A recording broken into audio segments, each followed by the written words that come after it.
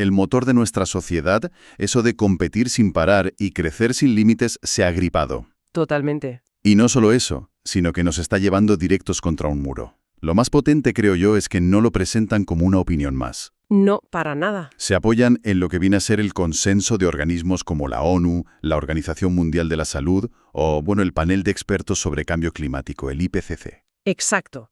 Es una afirmación muy seria. Y para analizarla a fondo, los textos nos proponen un viaje en 2 etapas, digamos. Ajá. La primera es la radiografía del problema, el diagnóstico. Y es bastante demolidor, basado en datos que llevamos décadas acumulando. Pero no se quedan en la queja, ¿no? Muy concretos, que ya se están probando en algunos sitios, hasta un rediseño casi total de lo que podría ser una civilización que decide que su objetivo no es solo crecer. Sino prosperar. Exacto, esa es la palabra, prosperar. Venga, pues vamos al lío. Si te parece, empecemos por ese diagnóstico. De acuerdo. El argumento central es que el modelo actual no tiene un fallo, sino que es el fallo, que genera un daño sistémico y que las crisis que vemos por todas partes no son casualidad. Efectivamente, son como síntomas de una misma enfermedad. Las fuentes los agrupan en 3 grandes áreas que están interconectadas. A ver, La primera, y la más evidente, es el colapso ecológico y climático. Aquí no hay medias tintas. ya. Citan directamente al IPCC, que en sus informes concluye que el modelo económico actual es, y cito textualmente, incompatible con la estabilidad climática. Vaya. Y los informes GEO de la ONU, van en la misma línea.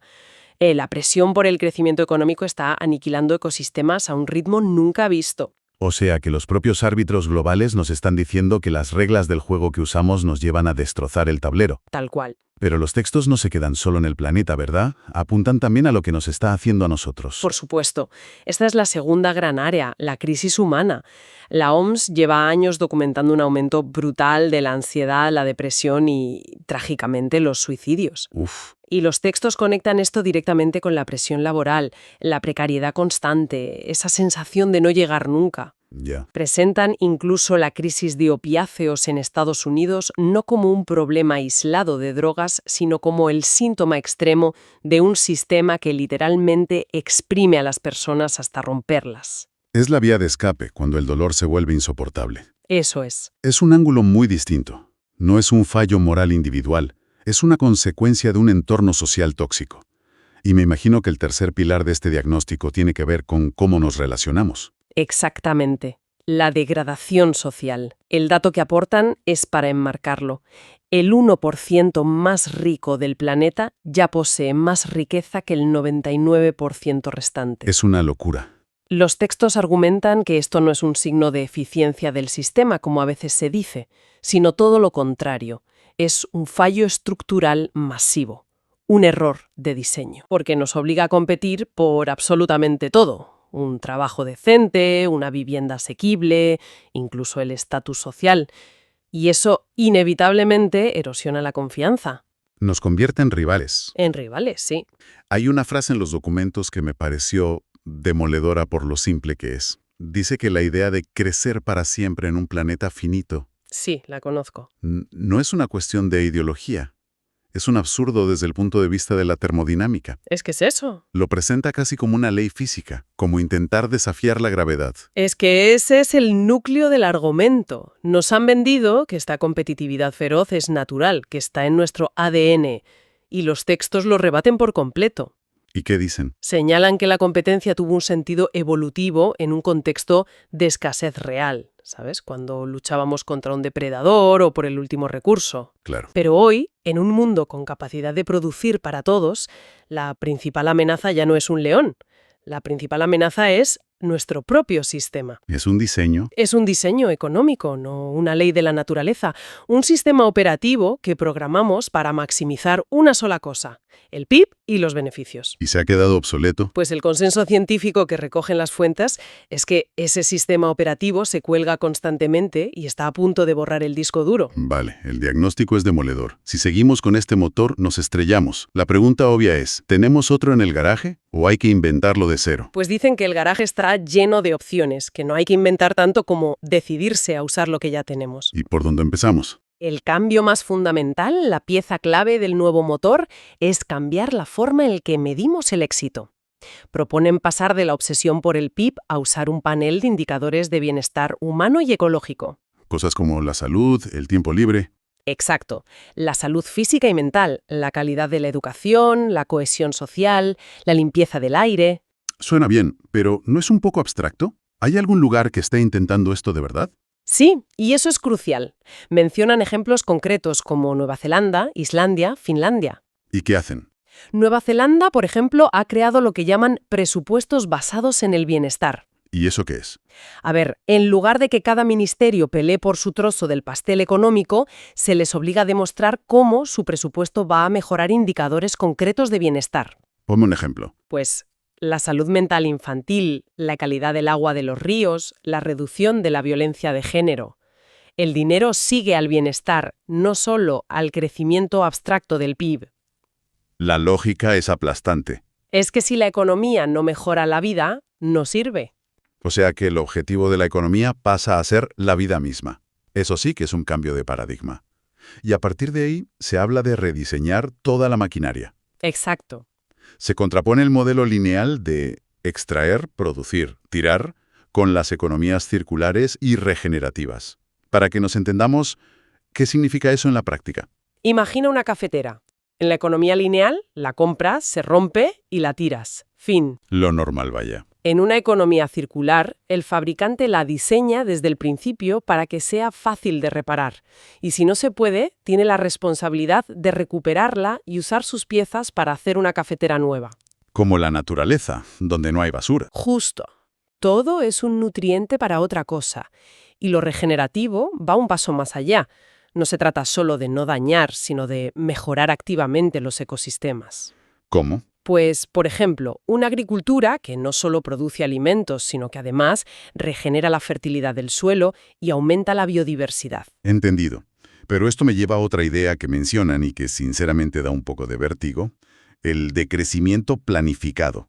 La palabra asusta, ¿verdad? Mucho. Suena a recesión, a perder calidad de vida, a volver a las cavernas. ¿Es eso lo que proponen? Es la reacción natural, porque llevamos un siglo asociando crecimiento con progreso. Pero los textos insisten mucho en el matiz. Un decrecimiento planificado no tiene nada que ver con una recesión. Explícamelo. Una recesión es un colapso caótico, descontrolado y doloroso del sistema actual. Esto es un rediseño inteligente y deliberado. Es como podar un árbol. Ajá. No lo estás matando. Le quitas las ramas secas, las que consumen energía sin dar fruto, para que las ramas sanas crezcan mucho más fuertes. Vale, me gusta la analogía. ¿Y cuáles serían las ramas secas y cuáles las sanas?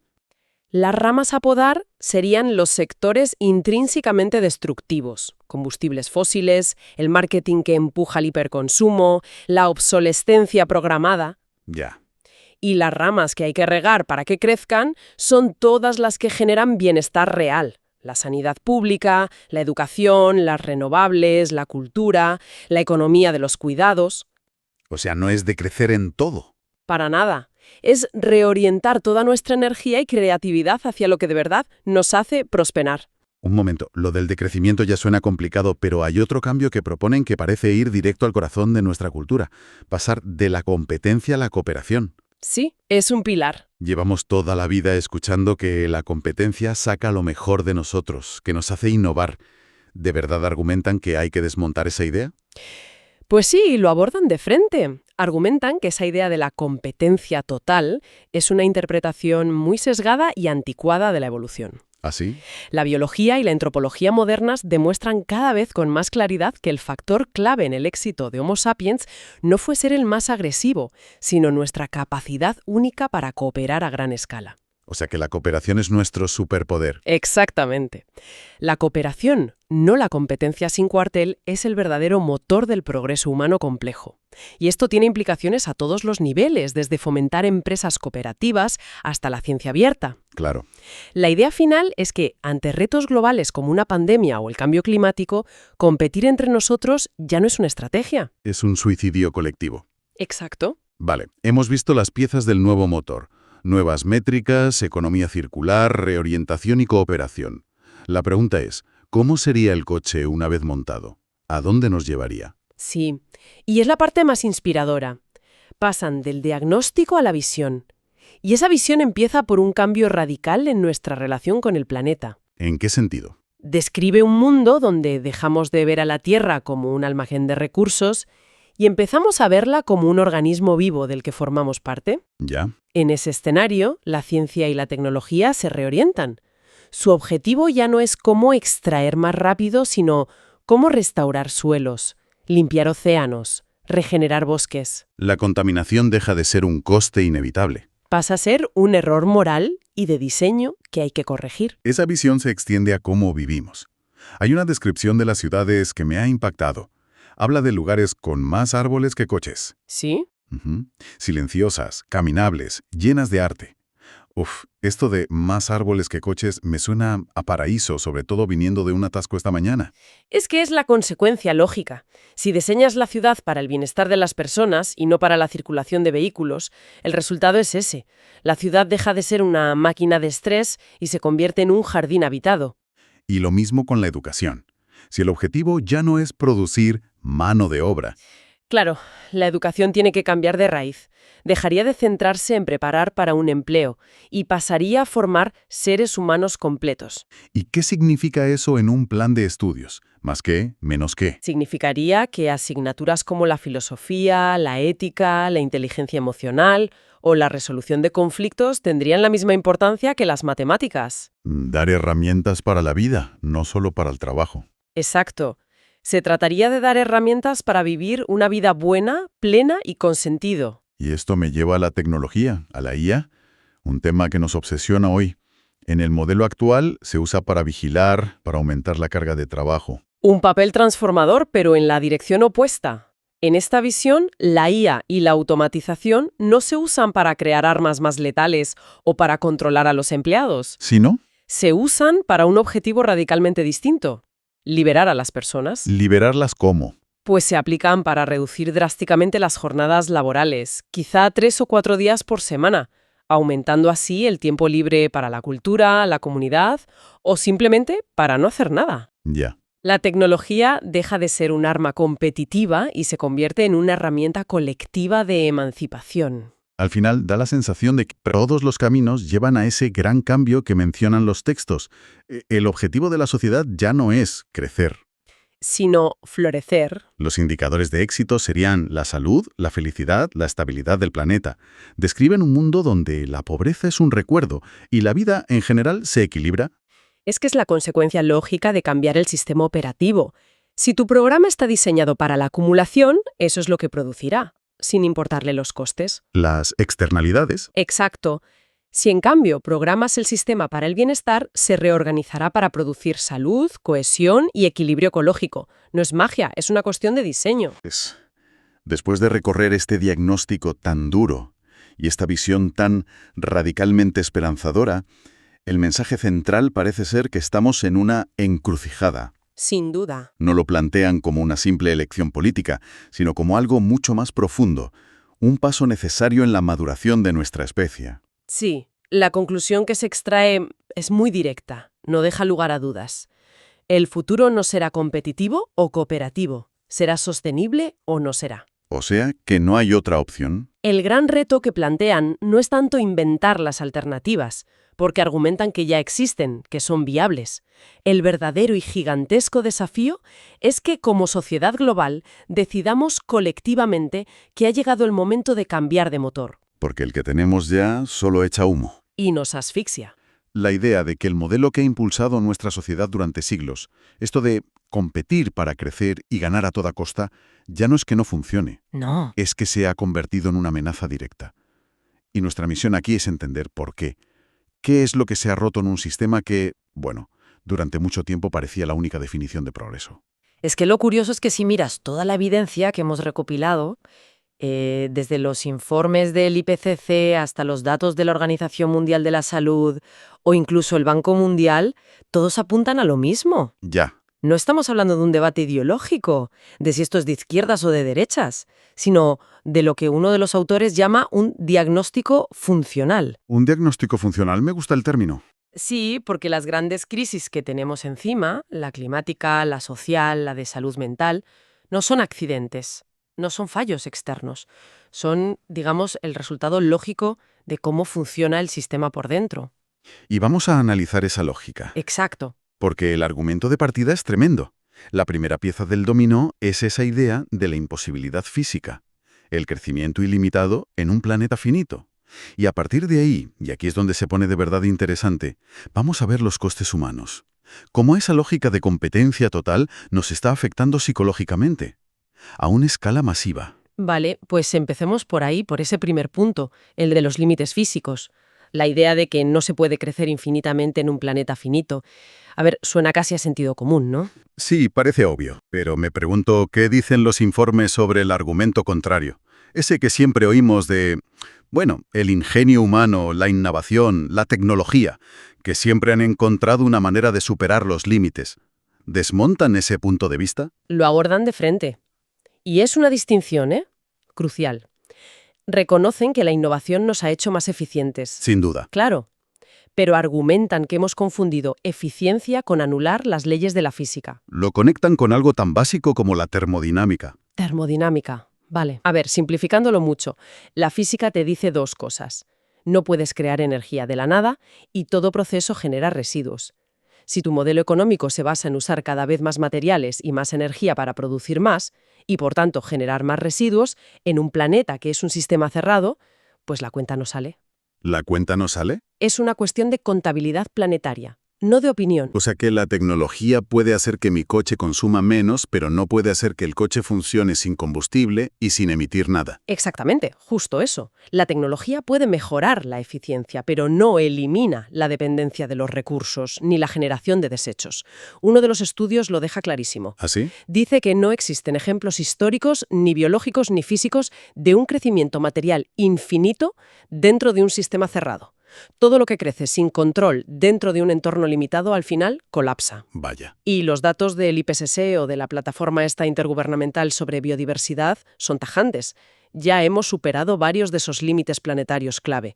No hablamos de proyecciones para el año 2100. No, hablamos de ahora. Hablamos de la acidificación de los océanos, de la pérdida de suelo fértil, del colapso de la biodiversidad que está ocurriendo ahora mismo. Es que esa imagen de chocar contra un muro físico es brutal. Es como intentar meter infinitos objetos en una caja que no cambia de tamaño. Totalmente. Tarde o temprano, la caja se rompe.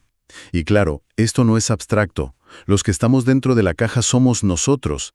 Si el sistema físico está llegando a su límite, ¿cómo nos está afectando a nivel personal, en nuestro día a día? Porque ahí es donde los documentos señalan el segundo gran cortocircuito. Ahí es donde el diagnóstico pasa de lo planetario a lo personal, y es igual de contundente. El problema es que el mismo principio de crecimiento infinito se ha aplicado a la organización social a través de la competencia ilimitada.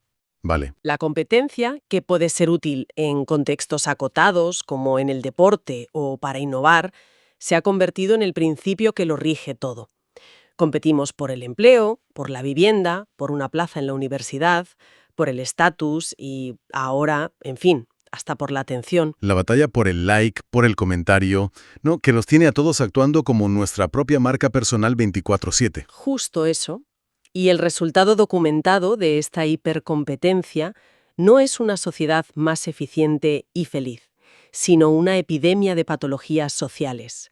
Estrés crónico, ansiedad estructural, la precariedad como norma y un profundo aislamiento. Ojo. La Organización Mundial de la Salud, en varios de los informes que manejamos, vincula directamente el aumento histórico de la depresión, la ansiedad y las tasas de suicidio con la presión laboral y la inseguridad económica que genera este modelo. Un momento, para que procesemos esa idea.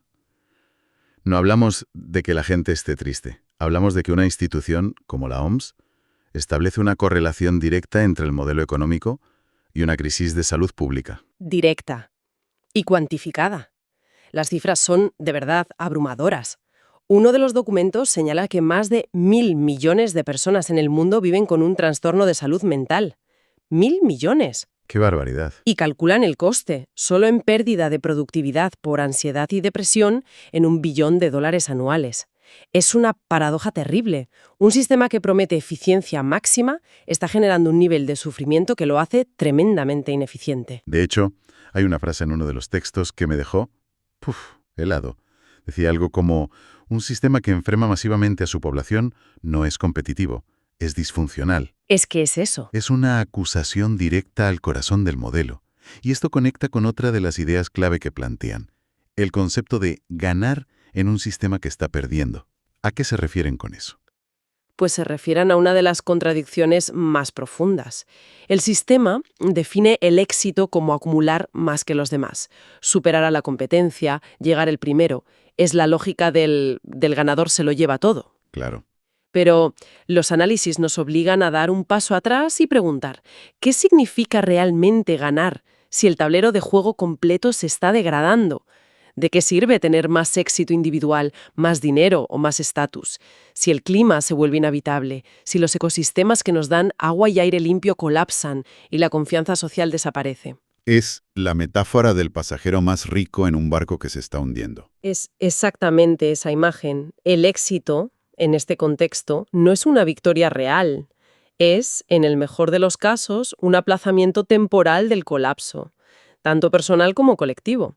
Es tener el mejor camarote mientras el casco del barco tiene un agujero. Claro. ¿Y de qué te sirve el mejor camarote si el agua ya está entrando? Esa idea me hace pensar en la promesa original del sistema. Se suponía que la marea del crecimiento nos iba a levantar a todos, ¿no? Esa era la idea, ¿sí? Que si el barco avanzaba rápido, todos, de primera a tercera clase, estarían mejor. Pero lo que parecen decir estos análisis es que el barco no solo se está hundiendo, sino que el agua ya entraba por los camarotes de tercera desde el principio. Has dado totalmente en el clavo, porque ahí es donde se revela el fallo estructural del que hablan.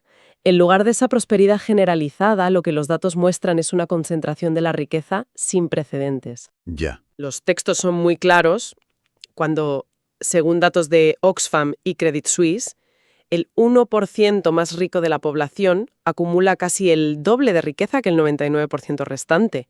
Eso no es un efecto colateral, no es un pequeño fallo a corregir. No. Es la consecuencia lógica y predecible de un sistema diseñado para recompensar el ganar sin ningún límite. O sea, que el juego estaba diseñado para que unos pocos ganaran a lo grande, no para que todos mejoraran un poco. Exacto. De hecho, uno de los economistas citados lo describe no como un sistema de prosperidad, sino como un mecanismo de extracción, de riqueza desde la base hacia la cúspide. Un mecanismo de extracción. Y no son solo las organizaciones más críticas. Hay un dato del Banco Mundial, que no es precisamente un organismo radical, que me pareció revelador. Con las tendencias actuales, casi 600 millones de personas seguirán en la pobreza extrema en 2030. 600 millones.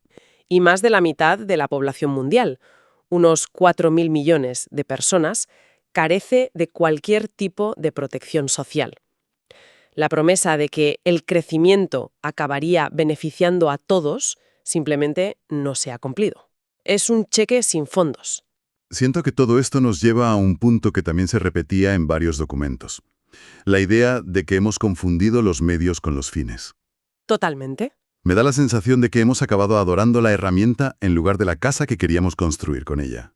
La economía era un medio para mejorar la vida, y ahora parece que la vida se ha convertido en un medio para que la economía siga funcionando. Se ha producido una inversión total de las prioridades. El Producto Interior Bruto, el PIB, se diseñó como un indicador para medir la producción en tiempos de guerra. Era una herramienta contable, nada más, y la hemos convertido en el objetivo sagrado de nuestras sociedades. En un dios, casi. Pues sí.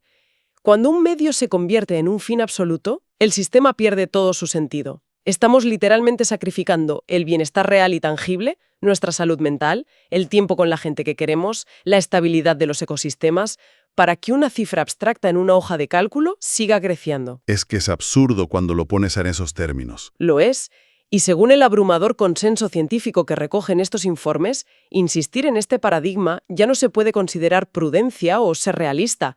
Se considera una decisión activa y consciente de continuar por un rumbo que la evidencia demuestra que es destructivo. Ya no vale la excusa del no lo sabíamos. Exacto. Uno de los climatólogos lo calificaba directamente de irresponsabilidad intergeneracional, porque las consecuencias ya las conocemos, las estamos viviendo. Entonces, si tuviéramos que resumir el diagnóstico de todo este análisis, ¿cuál sería la conclusión final? Parece que el motor se ha roto. La conclusión es que el modelo basado en competir sin límites, crecer sin límites y ganar a cualquier coste ha dejado de ser funcional. Ya no es compatible ni con la biosfera que nos sostiene, ni con el bienestar psicológico humano. Vale. Y lo importante, insisto, es que esto no se presenta como una opinión ideológica. Es una conclusión basada en datos. Es como si el médico te enseña los análisis y te dice, mire, su estilo de vida actual es incompatible con su salud a largo plazo. Puede seguir así, pero ya sabemos cómo acaba la historia. Pero, claro, después de un diagnóstico tan duro, la pregunta es, ¿y ahora qué? ¿Nos quedamos solo en la crítica o los documentos apuntan a alguna dirección? Afortunadamente, no se quedan solo en el diagnóstico. Si conectamos esto con el panorama general, la evidencia no solo apunta al fracaso, sino también a la dirección de la transición que necesitamos. Ajá. Mencionan varios conceptos emergentes que ya se están explorando a distintos niveles, no como fantasías, sino como adaptaciones prácticas a la realidad.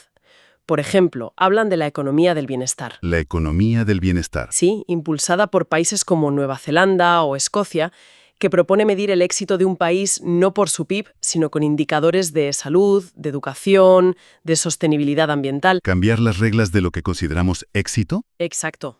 O las economías circulares y regenerativas, cuyo objetivo es diseñar un sistema donde no existan los residuos, donde todo se reutiliza y que además se dedique a restaurar la naturaleza, en lugar de solo extraer de ella. Y también se menciona el concepto de decrecimiento. Que es un término que a menudo se malinterpreta como volver a las cavernas, ¿no? Totalmente. Y los autores se esfuerzan mucho en aclararlo. No se trata de vivir peor o de una recesión impuesta. Lo definen como una reducción planificada y equitativa del consumo de energía y materiales en los países ricos. ¿Para qué? Pues para liberar recursos y permitir que los países más pobres alcancen un nivel de vida digno. Todo ello manteniéndonos dentro de los límites del planeta. Se trata de priorizar la equidad y el bienestar sobre el crecimiento ciego del PIB. Entiendo. Así que, al final, la pregunta que nos dejan flotando estos análisis no es tanto si debemos cambiar, sino, como decía uno de ellos, cuánto daño más estamos dispuestos a aceptar como sociedad antes de hacerlo. Nos dejan con una idea final para darle vueltas, ¿eh? Quizás el verdadero problema no es la dificultad de imaginar otro mundo, sino la enorme insistencia en defender uno que, según toda esta evidencia, está claro que ya no funciona.